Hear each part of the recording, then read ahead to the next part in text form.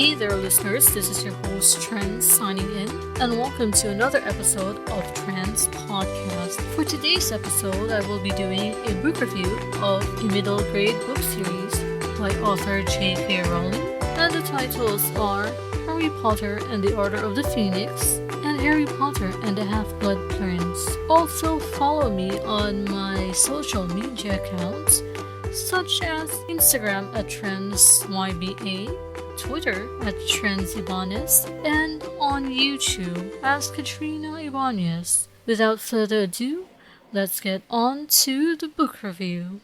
And here is the book review of the first book, Harry Potter and the Order of the Phoenix. Author J.K. Rowling. Genre, middle grade, fantasy, action and adventure, and mystery. I started reading this book on July 31, 2021, and finished reading this book on August 3, 2021. I have both physical books and ebook, and my thoughts are I will definitely recommend this book to those who love fantasy, magic, friendship, and more. Fifth year has arrived for Harry Potter, Ronald Weasley, and Hermione Granger. After a horrendous summer at Privet Drive, where there is a communication ban between Harry and the Wizarding World, when Harry is moved to number 12 Grindelwald Place, Sirius Black, his godfather's house, he then discovers that the minister,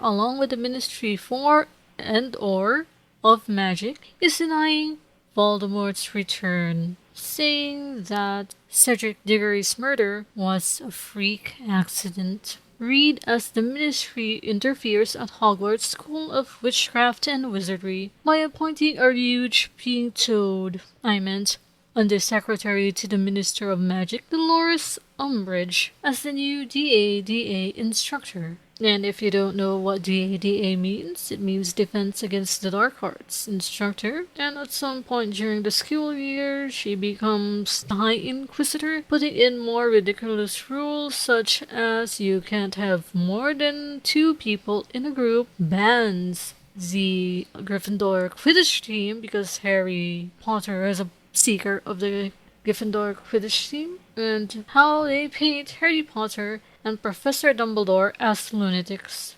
Professor Umbridge's detention for Harry Potter is that he has to write "I must not tell lies" using a blood quill. Now, the blood quill doesn't use regular ink. It actually uses the blood of the person using the quill as ink. So Harry Potter is scarred on his dominant hand, which is his right hand, with the words "I must tell lies." At some point, Harry, Ron, and Hermione decide that they are not learning anything from Defense Against the Dark Arts, and they build an illegal defense association where they learn how to practice their Defense Against the Dark Arts spells. The leader is Harry Potter. The Defense Association is also called Dumbledore's Army, and at some point they got caught, which leads to Professor Umbridge becoming the headmistress of Hogwarts. What happens is that Hogwarts does not accept her as the new headmistress, and she is unable to enter the headmasters or headmistress office. This is also the year where Fred and George Weasley decided to use their pranks and leave the school to open their Joe shop at Diagon Alley. And when they leave, they tell Peeves, the poltergeist, who sadly does not appear in the movies, to give Umbridge hell. And the other professors don't like Umbridge at all, so they decided not to help her when things go crazy at Hogwarts. After spending so much time painting Harry Potter and Professor Dumbledore as lunatics, you will see how everything unravels one night at the Department of Mysteries, especially the Prophecy Room, where the prophecy between Harry Potter and Voldemort resides. Voldemort makes an appearance in front of the minister and some of the employees of the ministry. Harry Potter loses another loved one, specifically his godfather, Sirius Orion Black. Find out how it all happens, dear listeners, by reading the book. And a little spoiler, the prophecy between Harry Potter and Lord Voldemort, aka Tom Mulvaro Riddle, an anagram he used to make the name Lord Voldemort, as I was saying, the prophecy that altered Harry's life forever goes like this. The one with the power to vanquish the Dark Lord approaches. Born to those who have thrice defied him. Born as the 7th month dies. And the Dark Lord will mark him as his equal. But he will have the power the Dark Lord knows not, and either must die at the hand of the other, for neither can live while the other survives. The one with the power to vanquish the Dark Lord will be born as the 7th month dies. And this prophecy was given or made by Seville Trelawney to Albus Dumbledore. And sadly, Voldemort only knew part of the prophecy, and that is why he attacked Harry and his parents. Part of the prophecy that the Dark Lord knew is, the one with the power to vanquish the Dark Lord approaches, born to those thrice defied him, born as the 7th month dies. And there were only 2 boys who fit in the prophecy. There was Neville Longbottom, born on July 30th, 1980, and Harry Potter, born on July 31st, 1980.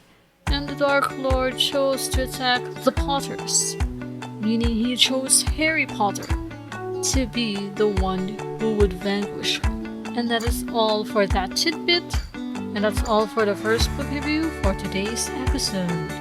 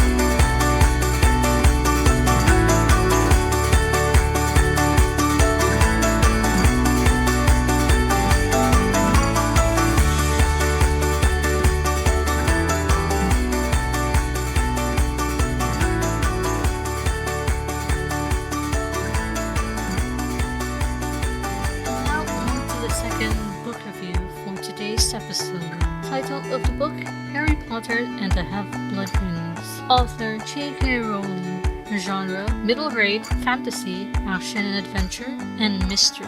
Number of pages, 652. I started reading this book on August 9, 2021, and finished reading this book on August 12, 2021. Although I have both physical and ebook format, I read it in a physical book format. And now, before I go on to the review of this book, I would like to say that the movie Harry Potter and the Half-Blood Prince greatly disappointed me. They emphasized more on the love story between Harry Potter and Ginny Weasley. They did not show the battle between the Death Eaters that invaded Hogwarts and the members of the Order of the Phoenix and Dumbledore's army. They also made the scene at the cave where the Inferi were found very, very boring, and I almost fell asleep. And I was looking forward to this movie. And now,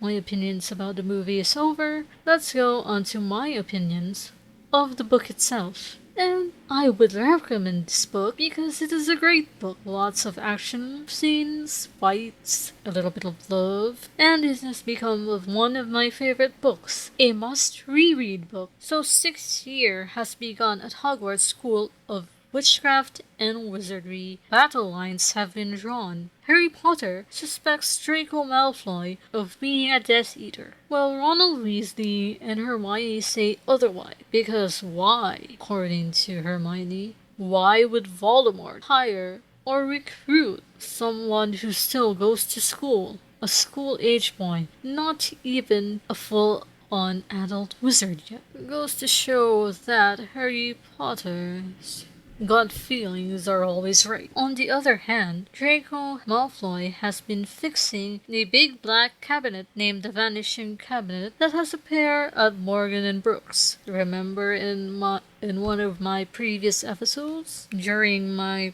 book review of the Chamber of Secrets, on how Harry Potter hides in a big black cabinet when he mistakenly goes to Nocturne Alley? This is the same cabinet. A vanishing cabinet with a pair basically acts as a passage between two places. If an object was placed in one, it will appear in another. And that is how Draco Malfoy actually finishes his mission for the Dark Lord on how to get Death Eaters into Hogwarts. Death Eaters have infiltrated Hogwarts School of Witchcraft and Wizardry. Who of Voldemort's trusted was allowed to go? Who kills Albus Dumbledore? The Order of the Phoenix is battling against the Death Eaters, one of whom gets attacked by Greybeard, the same werewolf who attacked Remus Lupin as a child. At some point, the members of the DA joins the fray. With a little bit of luck, all of Harry's friends have escaped unharmed. To find out how this all happens, read the book, my dear listeners. And that is all for the book review. Hey there, listeners, that's all for today's episode of Trenz Podcast. You can find Trenz Podcast on Apple Podcast and Spotify. Don't forget to subscribe or follow and leave a comment. And if you want to hear more book reviews and other topics, stay tuned for another episode of Trenz Podcast. And keep on listening.